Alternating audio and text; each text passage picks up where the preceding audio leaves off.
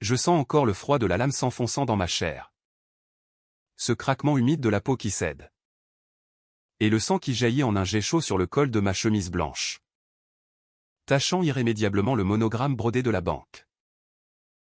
Élise riait. Ce rire cristallin et cruel qui résonnait dans le bureau vide de la tour Montparnasse. Tandis que ses yeux verts, froids comme l'hiver sur la Seine, me fixaient sans une once de remords.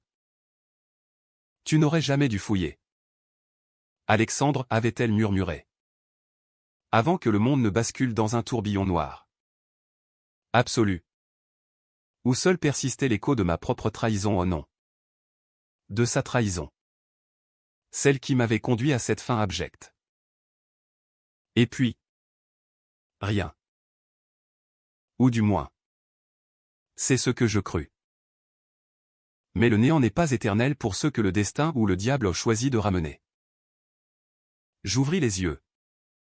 Le cœur battant la chamade. Et je vis. Mon bureau. Pas le sien.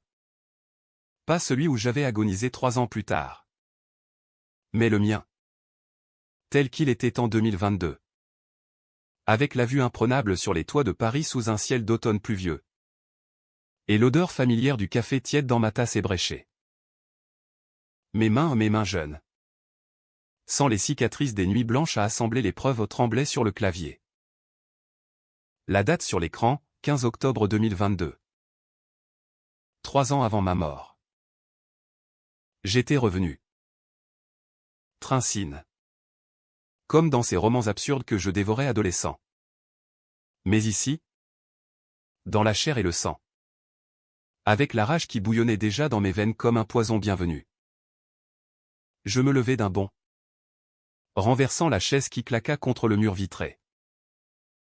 Mon reflet dans la fenêtre, 29 ans. Pas 32. Les traits encore frais. Sans les rides creusées par l'humiliation et la paranoïa. C'est impossible, murmurai-je. Mais ma voix d'avant me répondit avec une assurance feinte.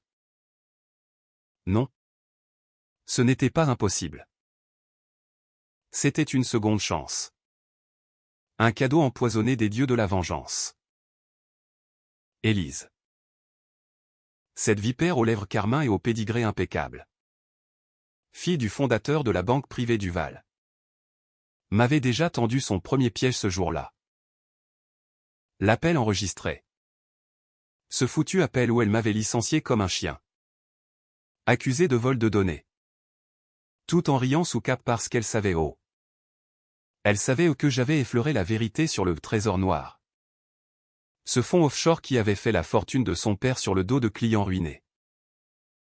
Paris. Cette ville de lumière et d'ombre m'avait toujours fasciné. Né dans un quartier modeste de Belleville. J'avais gravi les échelons de la finance par pure volonté. Un diplôme de l'ESSEC en poche et une soif inextinguible de justice. La Banque du Val, avec ses tours d'acier dominant le quartier des affaires, représentait l'apogée, un bastion de l'élite où les secrets se monnayaient plus cher que l'or. J'y étais entré comme analyste junior. Brillant. Loyal. Jusqu'à ce que mon flair pour les anomalies me mène trop près du cœur pourri de l'Empire. Le trésor noir, pas un simple conte, mais un labyrinthe de transactions occultes. Des pots de vin aux politiciens. Des prêts toxiques à des dictateurs africains. Le tout masqué par des shell compagnies basées à Genève et aux Caïmans. J'avais vu les premiers fils se dénouer en 2022. Lors d'une audit routine, un transfert de 50 millions d'euros vers une entité fantôme nommée Clé Noire SARL. Curiosité innocente? Erreur fatale. L'appel survint à 14 heures précises. Mon téléphone vibra sur le bureau. L'écran affichant Élise Duval, directrice RH. À l'époque. Je l'admirais presque, héritière charismatique. 30 ans à peine. Avec une chevelure auburn cascadant sur des épaules de statue grecque. Et un sourire qui désarmait les conseils d'administration.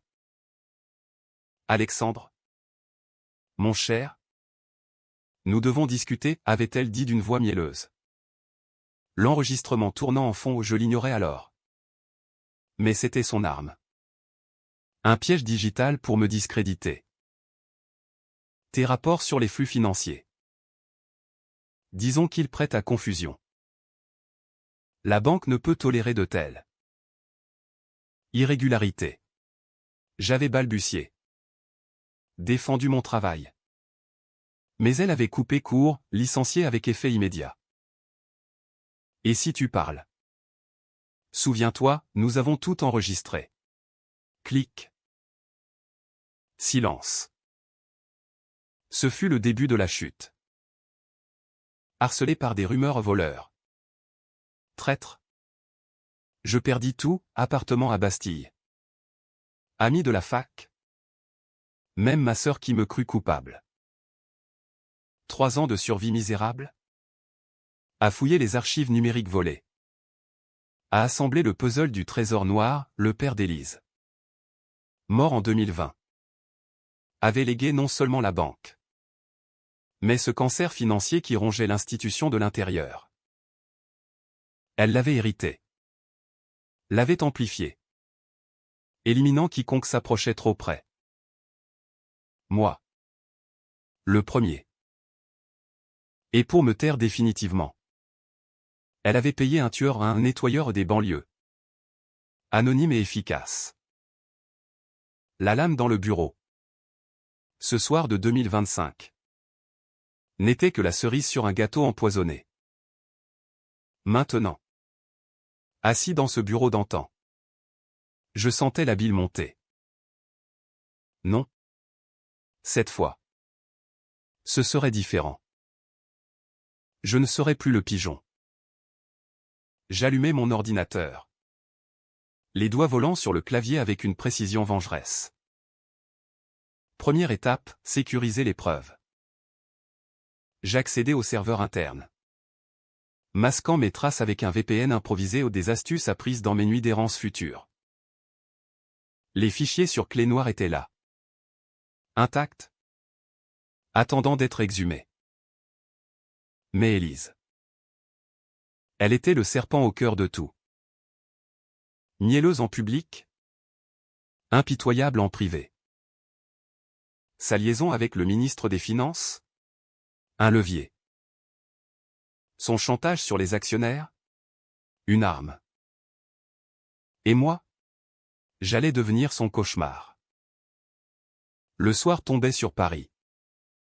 Les lumières de la tour Eiffel scintillant au loin comme un phare moqueur.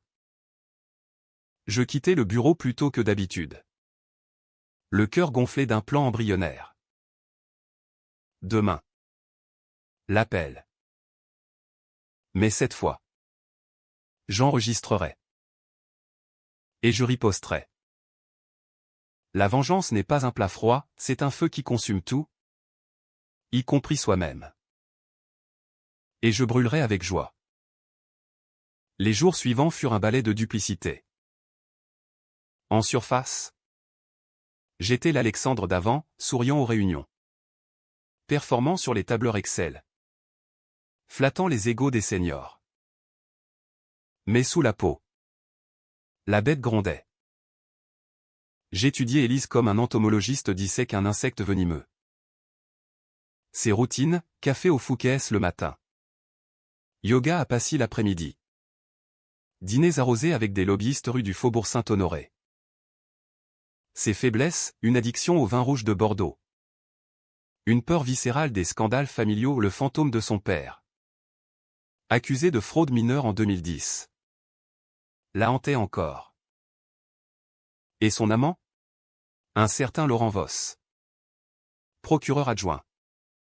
Qui fermait les yeux sur les irrégularités de la banque en échange de, disons, des faveurs discrètes. Le 15 octobre arriva comme une sentence différée. Mon téléphone sonna à 14 heures. Je mis l'enregistreur en marche. Un petit logiciel open source sur mon portable. Camouflé en app météo. Alexandre Roucoula TL. Discutons. Sa voix. Ce velours empoisonné. me fit frissonner au pas de peur, mais d'anticipation. Elle déroula le script, les irrégularités.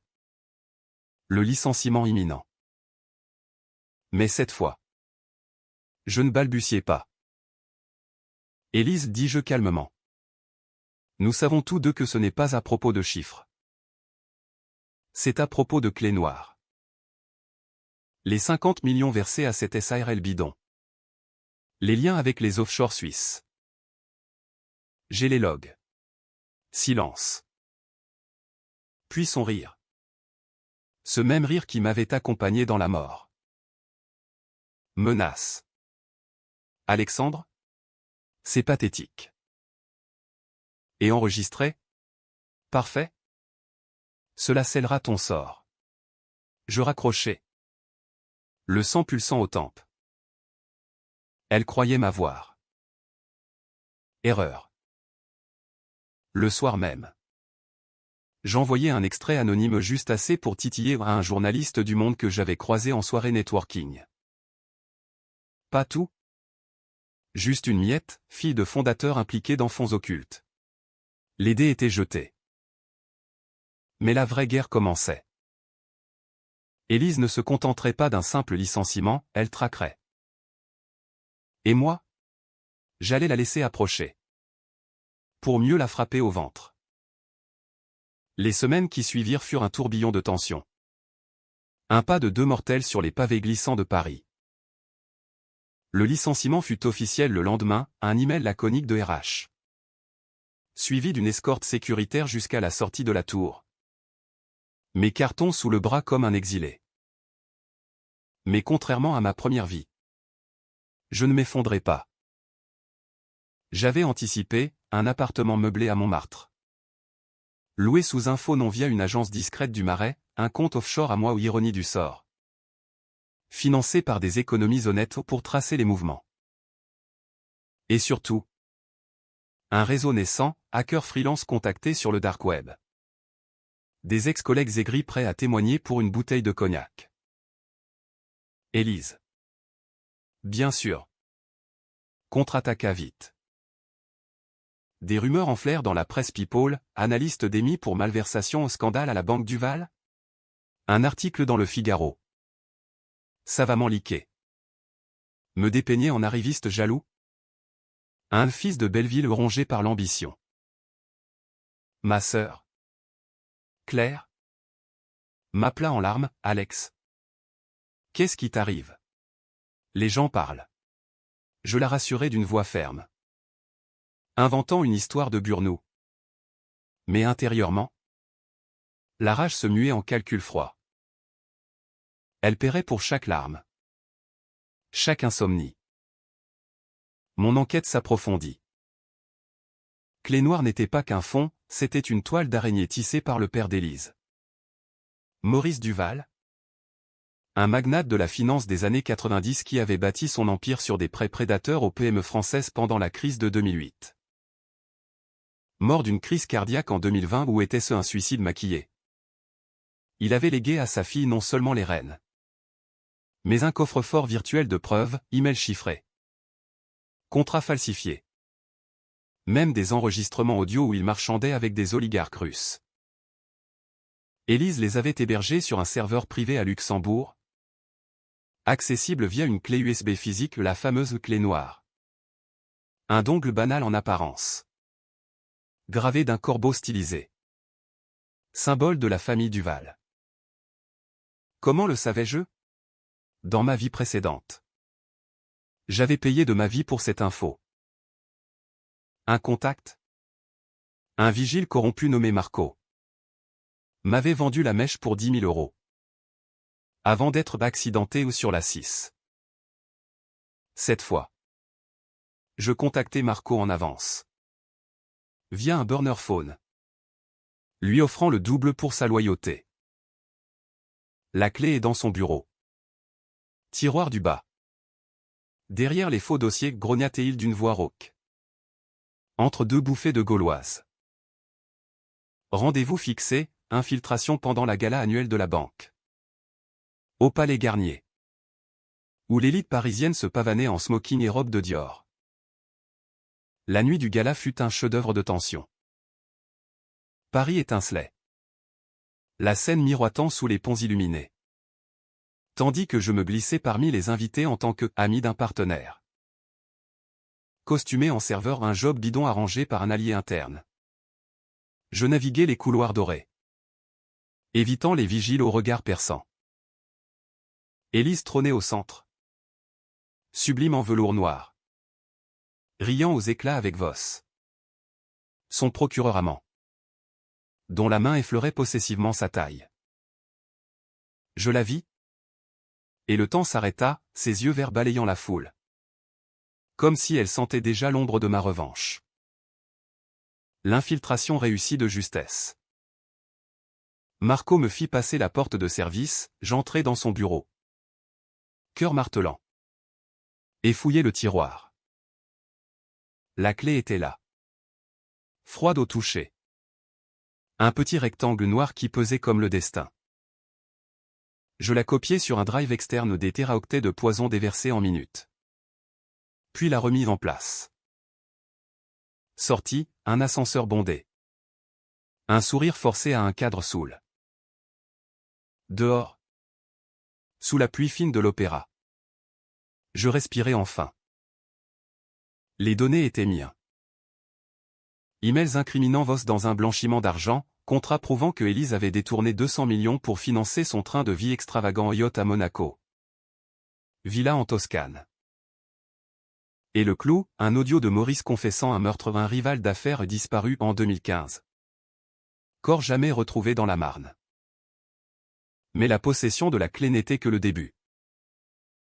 Élise flairait le danger. Le lendemain. Mon burner sonna, numéro inconnu. Alexandre. Tu joues à des jeux dangereux dessus sur ATL. Comme si elle avait toujours su. Reviens à la banque. Négocierons. Piège évident. Mais je mordis à l'hameçon pas par naïveté. Mais pour la confronter. Rendez-vous fixé dans un café anonyme du 11e. Près de la place de la République. Où les manifestants grondaient encore contre les réformes Macron. Elle arriva en tailleur pantalon gris perle. Flanquée de 2 gorilles en civil. Tu as fouiné, dit-elle sans préambule. S'asseyant avec grâce féline. La clé? Ridicule. Père m'a tout légué. Je souris. Sortant une tablette avec un extrait audio le sien. L'appel de licenciement. Juxtaposé à un montage de ses transactions. Ses yeux s'écarquillèrent une fraction de seconde. Chantage? Tu n'es qu'un rat d'égout. Mais sa voix tremblait. Négociation, elle offrit 500 000 € pour mon silence. Une nouvelle vie à Lyon. Je refusai. Non. Élise. Cette fois. C'est toi qui paies. La dispute s'enflamma. Elle accusa. Je contre-attaquai. Les mots comme des coups de poignard. Puis. Twist, elle avoua. Dans un souffle. Le meurtre qui m'avait tué. Tu étais trop proche. Le nettoyeur.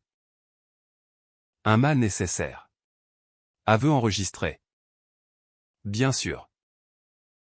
Je partis. La laissant blêmir. Mais dehors. Les gorilles me suivirent. Course-poursuite dans les ruelles pluvieuses. Sirène hurlant au loin. Je semais. Haletant. Mais blessé ou une entaille au bras. Sanglotant sur le bitume. Cette nuit-là. Barricadé dans mon appartement. Je compilais tout, dossier envoyé à un avocat spécialisé en corruption.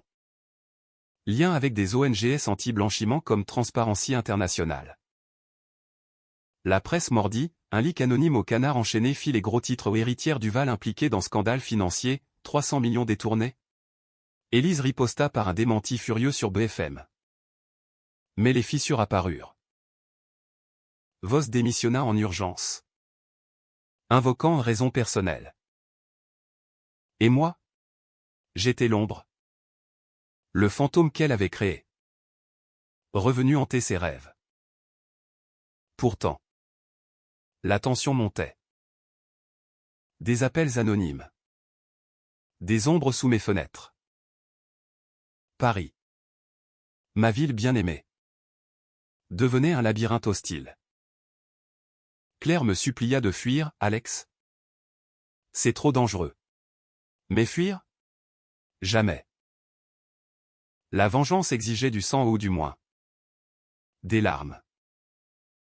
Et Élise en verserait bientôt. Le scandale éclata comme une bombe dans le ciel parisien. Un feu d'artifice macabre illuminant les failles de l'élite. Le Monde publia l'enquête en une, la clé noire de la Banque Duval, un empire bâti sur le mensonge. Photo d'Élise. Pensive sur un yacht. Côte à côte avec des graphiques de flux illicites. Les actions de la banque chutèrent de 15% en une matinée. Les clients fortunés ou des familles juives rescapées de la Shoah dont les fonds avaient été siphonnés hurlaient au tribunal de commerce. Voss fut arrêté à l'aéroport d'Orly. Menottes au poignet. Tandis que des perquisitions s'abattaient sur la tour Montparnasse comme une pluie acide. Moi? J'étais invisible? Un spectre opérant depuis un café internet anonyme à Pigalle. Changeant de perruque et de nom comme de chemise. Mais la joie était amère, chaque victoire ravivait le souvenir de ma mort. Ce gargouillis d'agonie sur le tapis perçant. Élise n'était pas brisée, pas encore. Elle contre-attaqua avec la férocité d'un animal acculé, une plainte pour diffamation contre l'ex-analyste vengeur. Avec ma photo floutée en annexe. La police m'interrogea à un inspecteur bourru du 36 quai des Orfèvres. Sentant le tabac froid. Mais mes preuves étaient solides. Anonymisées via des proxys. Vous jouez avec le feu. Monsieur le moine, grogna-t-il. Je souris, le feu est déjà allumé. Inspecteur. Les décisions controversées commencèrent là. Première, infiltrer son cercle intime. Via Marco. Je glanais des infos sur ses soirées privées ou des bacchanales déguisés en dîner d'affaires. Au Crazy Horse ou dans des lofts haussmanniens. J'y entrais comme consultant freelance. Recommandé par un contact bidon. La première rencontre fut électrique, lors d'un cocktail au Ritz. Elle me repéra instantanément. Alexandre, murmura-t-elle. Verre de champagne à la main. Tu oses revenir? Ses yeux brillaient de haine. D'admiration? Tu es plus malin que je ne pensais. Conversation tendue. Sous les lustres cristallins, elle proposa une trêve. Un partenariat. Rejoins-moi. Nous pourrions régner. Tentante. Cette offre au pouvoir. Richesse. Son corps contre le mien dans une danse interdite. Mais je refusai. Avec un clin d'œil, trop tard pour les alliances. Élise. Seul le chaos nous unit maintenant. Deuxième décision, exposer le meurtre de son père. Les données de la clé révélaient non un suicide. Mais un empoisonnement arsenic dans son Bordeaux préféré. Administré par elle. Un email ambigu, père doit partir pour que l'Empire survive. Scandaleux. Immoral de le balancer sans preuve irréfutable. Mais la presse en raffolait. Leak aux Parisiens, meurtre au sommet de la finance? Elle craqua en direct sur France Inter. Voix chevrotante, calomnie. Mon père était mon monde. Larmes crocodile. Mais le doute s'insinuait. Ses alliés l'abandonnaient, un par un. Les actionnaires vendaient. Voss balbutiait des aveux en garde à vue. La tension culmina lors d'une confrontation privée. Elle m'invita ou me piégea? Dans sa villa de Neuilly. Sous prétexte de règlement de compte. J'y allais armé d'un micro. Le cœur serré. La maison était un mausolée de luxe, marbre italien. Tableau de monnaie volée au marché noir. Elle m'attendait au salon. En robe de soie rouge sang. Un revolver sur la table basse. Finissons, dit-elle. Versant 2 verres de vin. Tu as gagné. Alexandre. Mais sais-tu le prix? Aveu torrentiel, oui. Elle avait tué Maurice. L'empoisonnement pour hériter sans testament contesté. Oui. Elle m'avait fait éliminer. Par peur de ma perspicacité. Tu étais le seul à me voir vraiment, avoua-t-elle. Larmes coulant sur ses joues. Moment de faiblesse? Ou piège? Je l'enregistrais tout. Mais quand elle leva le revolver. Je bondis. Lutte chaotique, verre brisé. Sang sur le tapis le mien. Encore. Je la désarmais. La plaquai au sol. Son parfum de jasmin m'étourdissant. C'est fini, alté-je. Pas tout à fait. Elle rit. Ce rire fatal, écoute.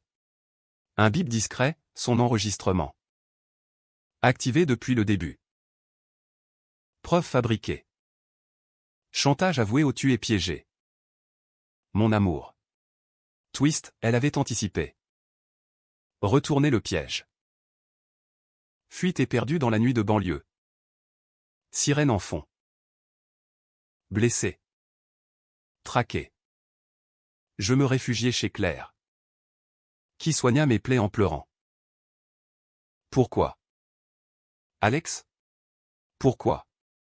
Pour la justice. Murmurai-je. Mais était-ce justice? Ou vengeance aveugle? Les lignes se brouillaient, j'avais franchi des lignes grises mensonge à ma famille. Alliance avec des criminels. Exposition d'innocents dans le collatéral. Le climax approchait. La banque s'effondrait, faillite déclarée. Élise en détention provisoire aux Fresnes. Voss en tôle pour corruption. Mais elle m'entraîna dans sa chute, mandat d'arrêt pour moi. Accusé de hacking et extorsion. Paris bouillonnait en manifestation devant la bourse. Édito dans Libération sur la vengeance numérique qui dévore ses enfants. Caché dans les catacombes métaphoriques de la ville. Je préparais le coup final, une conférence de presse pirate. Diffusée en live sur YouTube. Où je lâcherais tout la clé noire au complet. Aveu.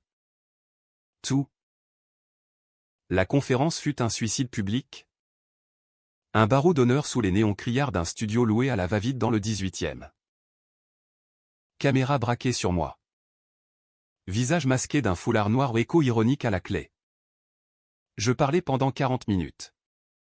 Voix déformée par un logiciel. Paris. France.